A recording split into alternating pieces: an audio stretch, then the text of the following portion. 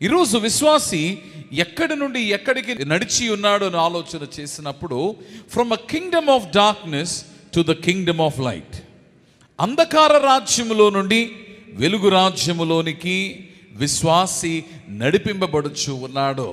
ఈ ఉదయకాల సమయమందు దేవుని బిడ్డలారా, ఈరోజు మన స్థానము దేవుని రాజ్యమై ఉండగా, ఈ రాజ్యమందు ఉన్నప్పుడు మనము చేయుచున్న పని ఏమిటి, చేయవలసిన పని ఏమిటి అనే అంశమును గూర్చి మీతో మాట్లాడవలనని నేను ఇష్టపడుతూ ఉన్నాను. తరచు నేను ఒక సూత్రాన్ని మీకు జ్ఞాపకము చేస్తాను. ఆ సూత్రం ఏమిటి అంటే విశ్వాసి యొక్క పోరాట పటిమ.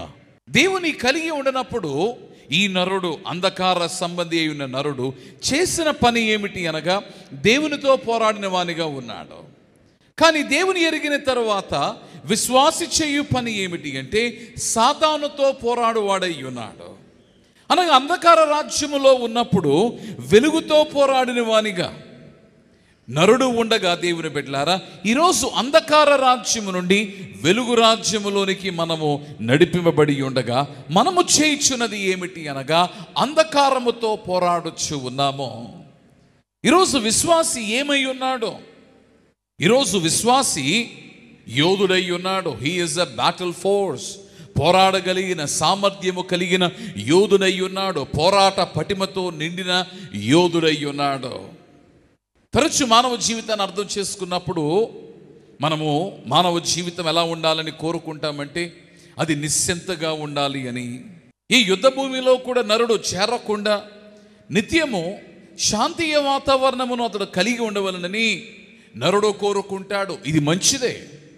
కానీ నీవు మానవ జీవితమును, లోకమును నీవు చూచినప్పుడు మానవుడు ఎక్కడ ఉన్నాడు అనగా నిత్యము మానవుడు పోరాటములోనే ఉన్నాడు.